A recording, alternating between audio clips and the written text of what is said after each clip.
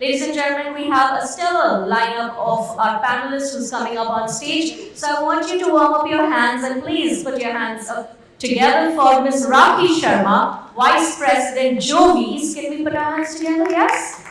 Also welcome Mr. Vikas, Nair, Vice President and Head of Marketing and Communication at Century Real Estate. Please put your hands together. Mr. Aishwarya Gupta, Chief Marketing Officer at Jainam. Let that applause keep going. Ms. Komal, Vajpayee, co-founder and director, CloudPlay Experiential Studios. Joining them is Mr. Amandeep Malhari, Head of Marketing, JKMaxx Paints. And last but not the least on the panel, we are joined by Mr. Maddie Amrutkar, founder and CEO, Glad You Came. Please, ladies and gentlemen, let's welcome our panelists. A very warm welcome to you all.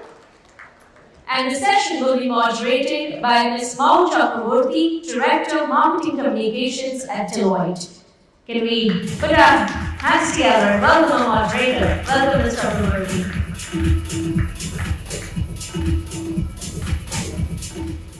A very warm welcome to you all. I leave the stage over to you.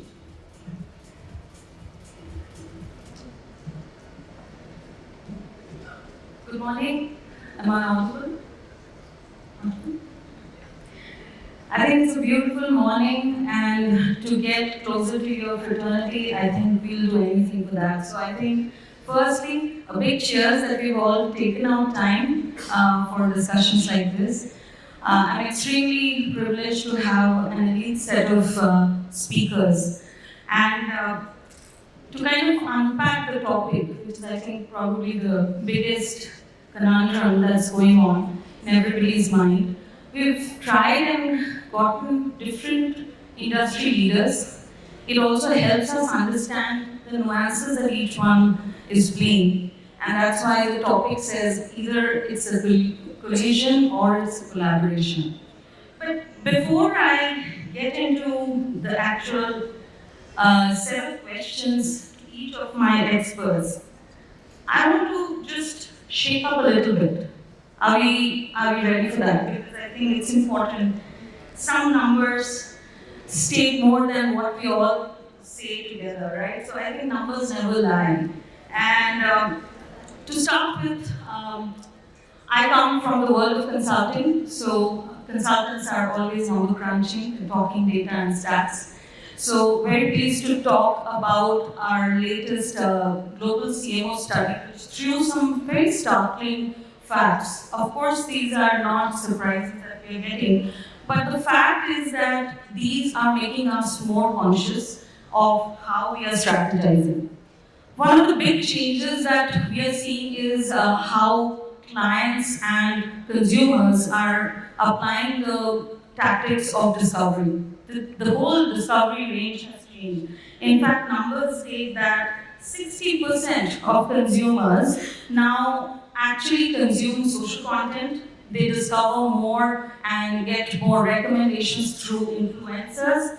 And the purchase actually starts where the cycle absolutely drops, right? Where you've kind of made a decision, put a post, that's where your purchase starts. That's a shift in the precise way of how search used to happen. So that's the world we are living in. The second part is the real measurement problem. We're all dealing every day in, day out on measurement, but the stark difference is 43% of brand interactions are only getting captured. So there's a huge gap that today each one of us faces when we try and capture the brand interaction, because not everything is getting captured. So how do we kind of better strategize to fill that gap? The third, the speed and the pressure of delivery. So of course, AI has given us the leeway to kind of create more, produce more, but the whole fact that how is the consumer really buying? 43% of consumers are supposedly cutting down on discretionary spending. So when the consumers do not spend, how is the purchase happening? So there are these three big things that AI is shaking us. But with that, the truth is, there is still the human side of marketing, which should not change. So with that, what we will try to unpack is what should AI help us to kind of change, and what is it that humans should never change. That is the dilemma we are trying to fix today. And to start off, I think I have the pleasure of interacting with Rakhi. She comes from an industry which is closer to consumers, as I was just discussing. And Rakhi, I mean, you're in a business which is more of an emotion, if I may say, right? Every beauty product today has its own definition. Yours, I'm sure, is playing a different catch-up in itself. But what I like to understand is in the world of AI, where every day seems to be a lot of data crunching, a lot of factual details that are coming in, how is AI really helping you operate on patterns and data? And how are you bringing that balance of emotion as well as the realistic data pattern? Thank you, Komal. I was just telling her before this session started, this is the most structured panel discussion I've ever seen. So, yeah, coming back to the topic, so the data is telling me that this woman is buying a cream or a hair oil, let's say hair oil. But the data is never telling me that why that very woman is passing that hair oil to her daughter or maybe to her sister, because that's where the human story steps in. So the statistics are what statistics are not telling us that the value is not created by the algorithm. This happened when algorithm put the right human story in front of the right person at the right time. So this is where the balance is happening. And to just give you a live example to show where the balance is happening is, as a brand, we are doing 5,000 content pieces with our channel of nano and macro influencers every week, every month. I mean, for a campaign of this scale, you absolutely need help of AI, to understand the workflows, to track the performance, to see whether the campaign is resonating with the consumers or not. But what AI is not doing is they are not telling us that what human story to put. That's on us. That's on the brand managers. I mean, our job is not in the Still it's hold not that in nuance. the- Yeah. So this is what we are coming in. So these creators, they have their own community which speaks in the same language. So if data is telling me that surge of rosemary hair water spray is increasing in the month of monsoon, so I know the hair fall is happening in West Bengal in certain regions, and I would talk about the real stories, that why this is happening. It happens in the monsoon, and why sometimes it also shows us the data that women after post-pregnancy is losing a lot of hair. So in that very segment, after this much of time, you have to show them their ads. But they're just telling me that show the ads. They're just not telling me that what story to pick, the kind of frustration which comes with the hair loss. So this is where the human story and the creativity comes into it. That's a very interesting take, and obviously leaning on to the fact that humans are still very much relevant. My next question to Vikas: you come from a very distinct industry than what Rakhi comes from. Real estate is actually possibly, I think, it's one of the segments which cannot run without trust. It's like the whole pillar is run because customers kind of trust. They park a big piece of their investment, right? So Vikas, in such an industry, AI is obviously, I'm assuming it's helping us discover.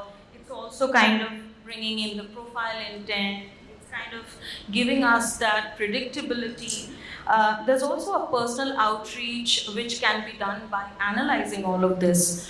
But what I fail to understand is where exactly are you kind of drawing a line that where is the impact of AI which you will choose, and where is it which is deeply human when it comes to the relationship?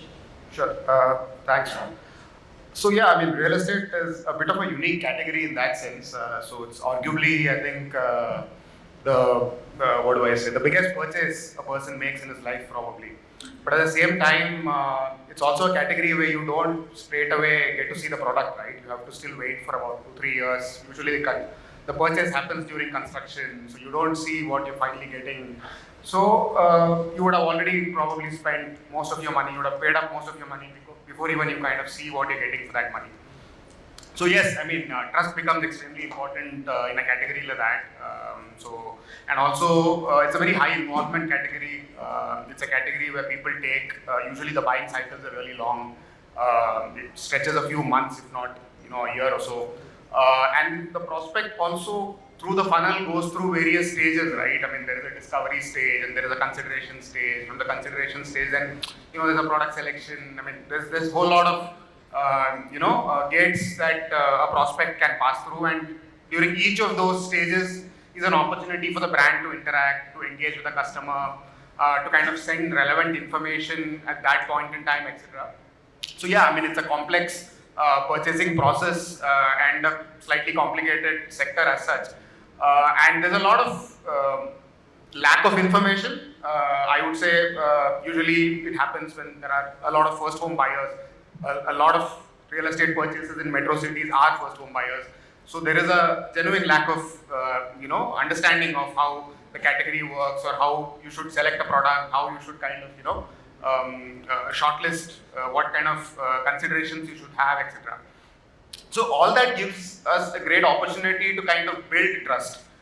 When there is so much of lack of awareness, you create awareness as a brand. So you build trust as a brand. And throughout this, value chain of marketing value chain that is there, we've been able to kind of identify opportunities for AI as such. I mean, like you said, like whether I think the most obvious impact has been in discovery, which is in terms of creating content, in terms of creating campaigns, specifically, producing. Production has become kind of AI has democratized that bit, I guess. So it's no longer. You cannot differentiate yourself because you are able to produce a certain thing and some other brand is not able to. Now I think the differentiation comes from the insights, from the consumers, and from the ideas that you have. Even beyond, few years back, I think about a year and a half back, we used to use AI as a support tool, right? So you used to kind of use it for creating mocks, creating, let's say, mood boards and stuff like that. But today, I've kind of run campaigns, we've created assets, whether it is static, whether it is, films, we've deployed these assets, we've created end-to-end campaign using AI, and it offers a lot of things. It kind of first, I think, it kind of crashes all your conventional, constraints that you usually have, whether it is budget, whether it is, time, whether it is the flexibility, whether it is, a lot of other aspects related to producing a film or producing an ad. Now you can kind of do that very quickly. You can have as many iterations as you want. So a lot of flexibility that kind of it brings in. But even beyond production and content, I think we've seen great use cases in terms of engaging with consumers. Simple fact like servicing the lead. Nobody wants to pick up calls these days. You fill a lead form for us on the performance, but real estate is still a very offline process. So only the discovery happens online, then the whole journey happens offline. So there's a lot of phone calls, a lot of personal conversations that happens. People don't want to pick up calls usually. So servicing leads had become a challenge for us. The connectivity rates were very low. So with bots, so we have AI bots in place, which you can interact with at any given point in time, whenever you want, whether it is 12 in the night or 5 in the morning, whenever you want. So there is no dependency on working hours and human intervention, etc. And it can also give you the information that you want. It's not a one-way push, it's a conversational thing that is happening.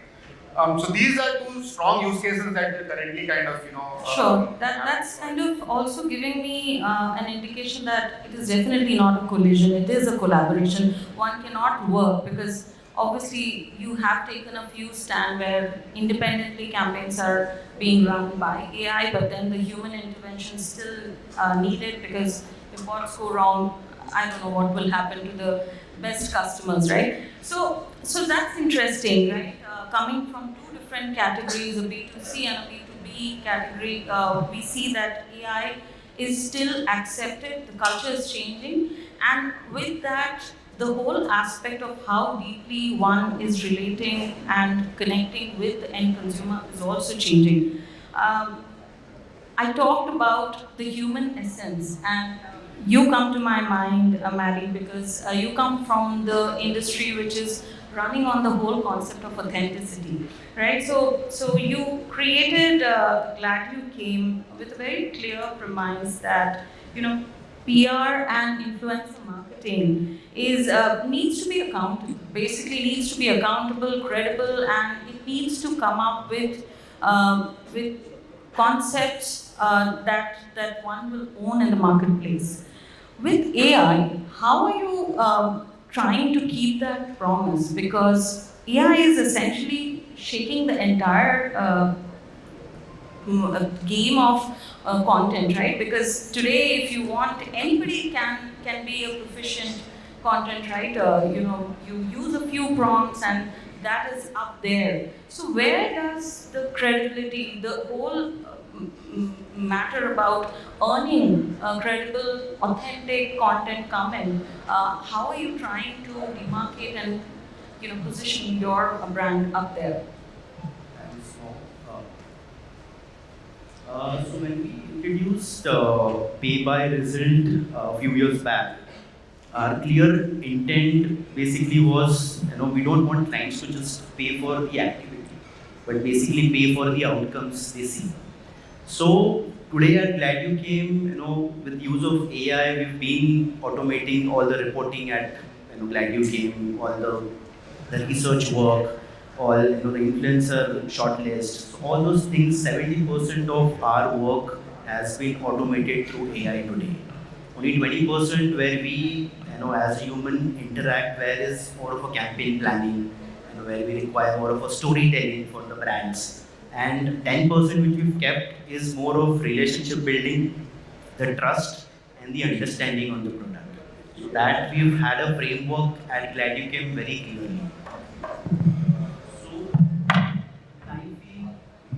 The whole objective, it's not.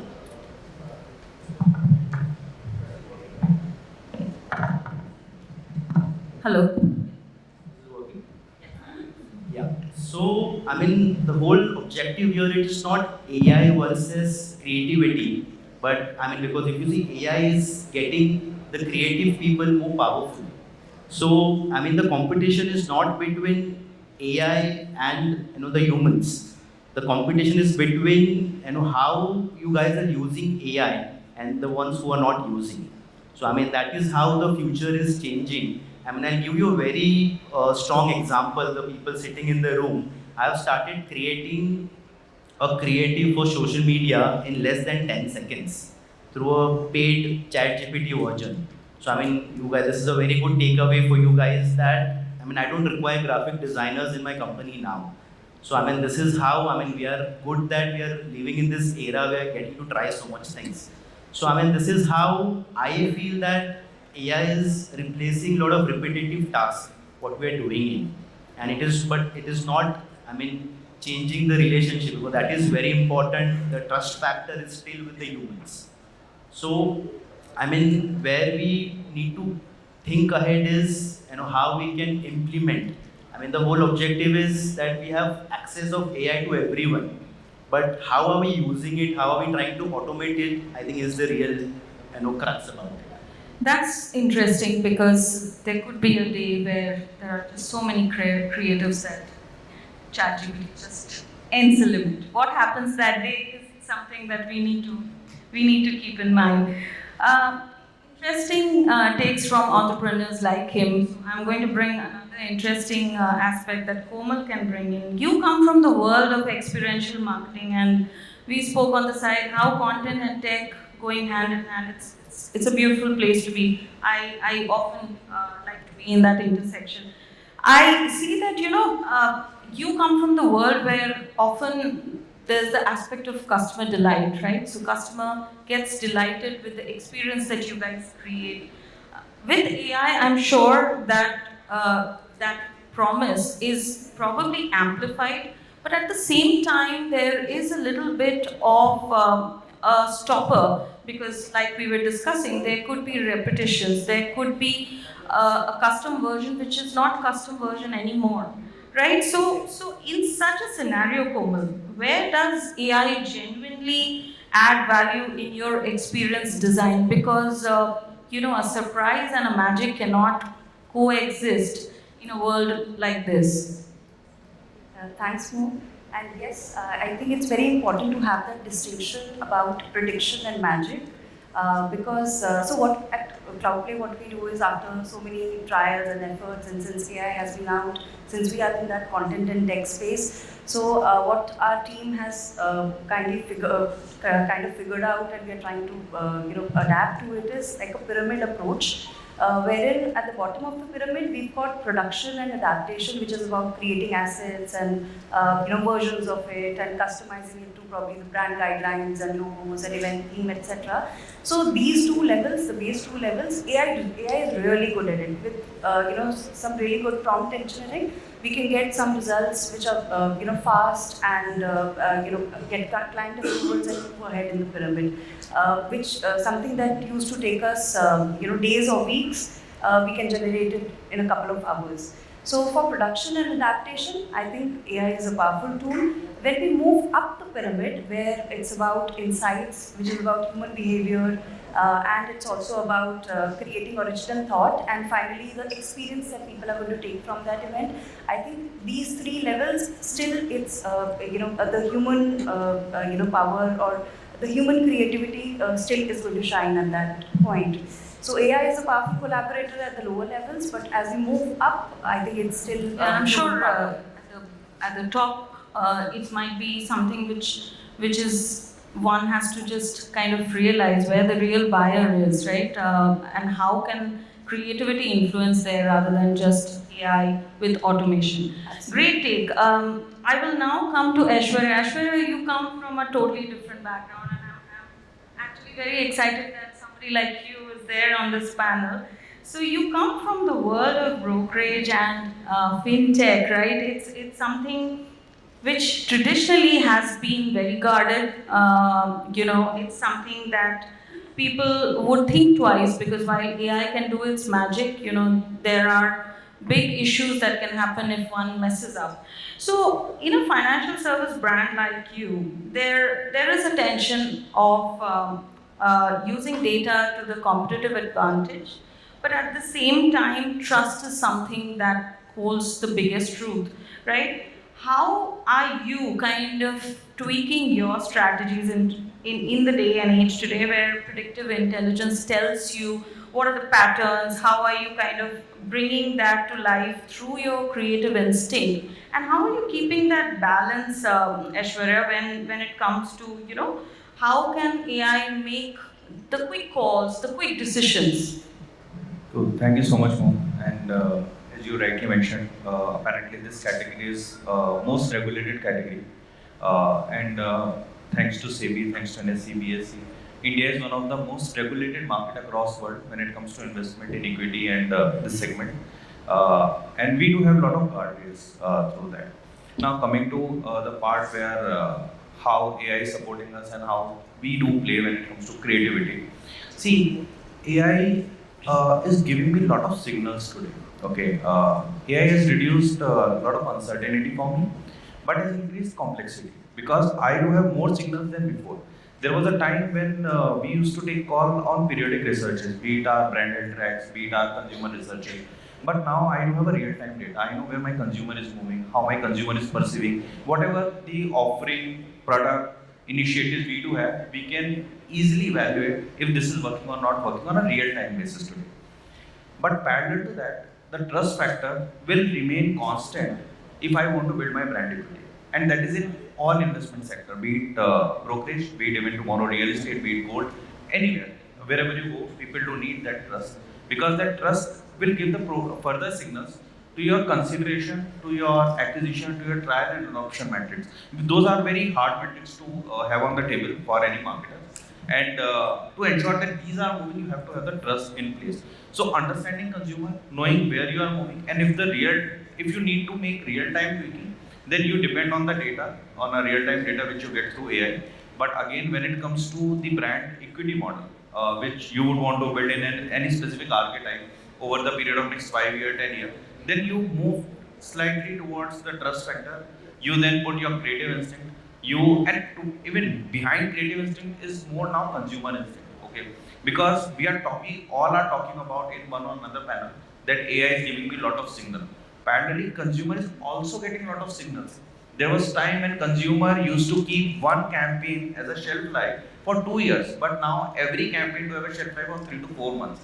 Whatever the brand film we do see today, correct? Because consumer is also exposed to 300 notification in a day, be it through social media, be it through a different tab. They're more informed. Yeah. So they are more informed. So understanding consumer defines where you want to move and how you can build trust. So it's going to be a balance. It's not going to be a very definitive, one-sided approach. Absolutely, absolutely. That's very interesting. Last but not the least, Aman, thank you for joining this panel. Amandeep comes from the world of paints.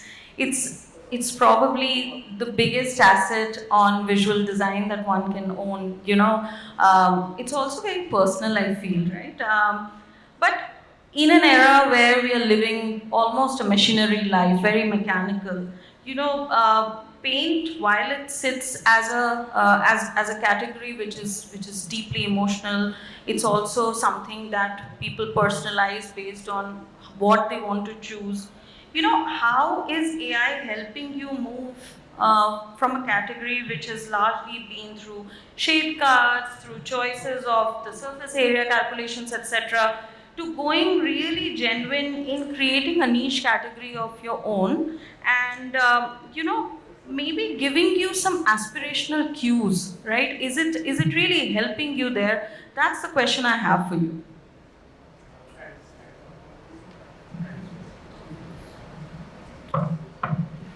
Yeah, thanks for the question. So you're right, actually, paints is a unique category. It sits at a beautiful trisection of, human emotion, aspiration, and also technology. So not many people generally associate, tech with generally the larger building material space.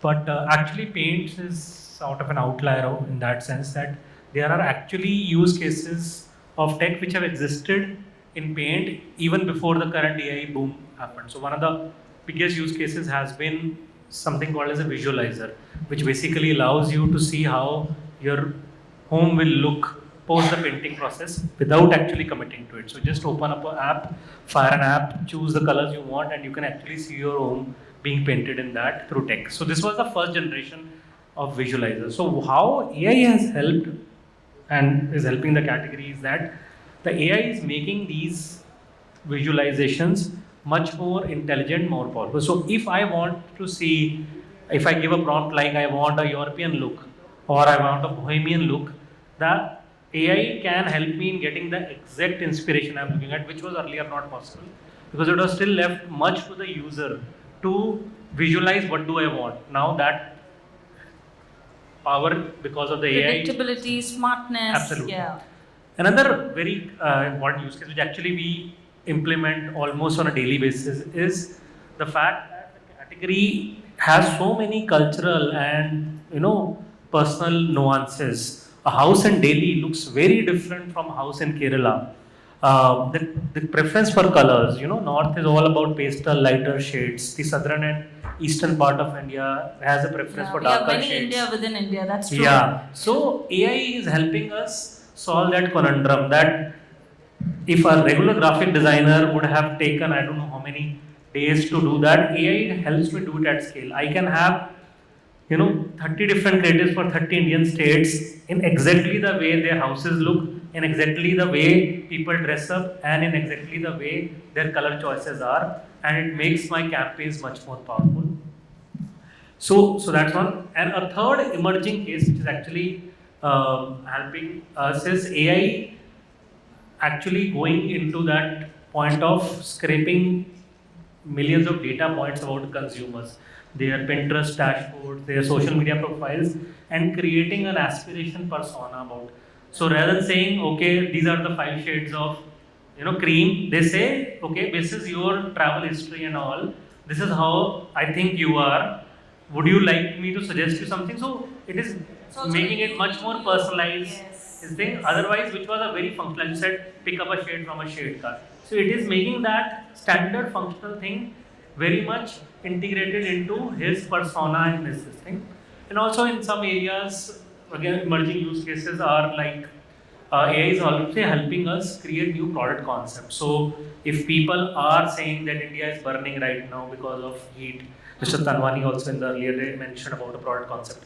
We actually, AI sees that this is a consumer problem and can it combine it with some other product concept launched by someone globally and bring it to India. So things which were absolutely not possible, AI is helping us do that. Some great points, Aman. I think the bottom line is AI is scale, and that's the biggest message I got, because so many different kind of strategies. You know, you alluring the customer towards one side, you kind of making some possibilities come in their minds. That wasn't possible, surely.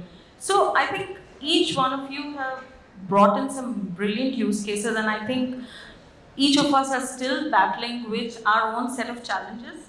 Now, because we have paucity of time, I would want to kind of end this with a very quick take on a very clear, distinct problem that all of us are making. You know, we are supposed to also get our teams to be upskilled, because as we see, as things happen, we are also moving extremely fast. So to all the marketing leads, I would like to throw in this question. If budget was finite and you have a complete openness in terms of creativity and in terms of choosing the best people, best in their part of what they bring to the table, what is it that you will do in creating a new team of your own this year in 2026? What is it that you will continue to do, and what is it that you will disregard? Is there something that you are changing as we are speaking?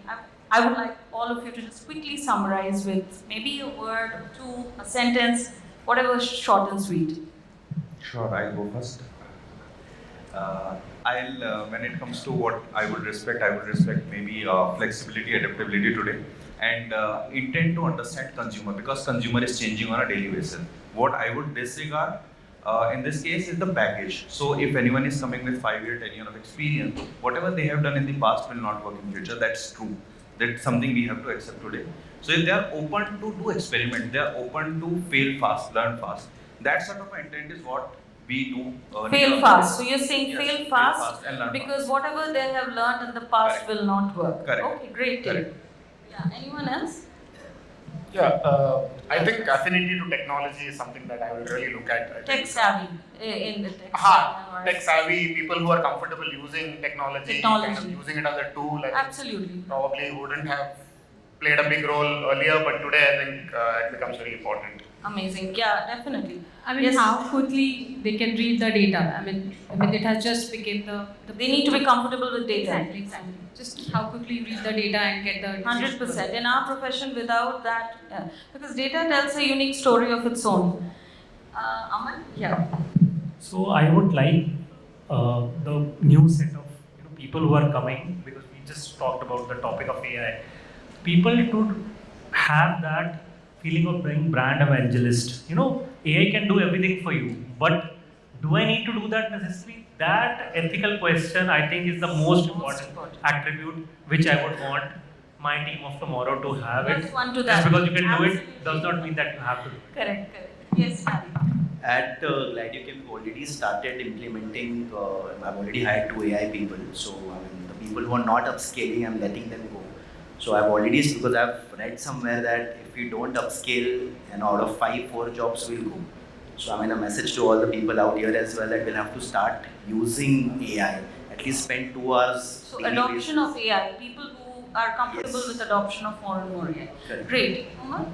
Yeah, so I think because our job is about creating those wow moments, and everyday things are changing. So I think I would like to have, which my current team also has, is to continue with this approach of I might not know everything, but I can learn anything. So that mindset of That is resilience. That is superb. I think one big trait that we need from the newer folks, because I think they quickly decide this is not working for us.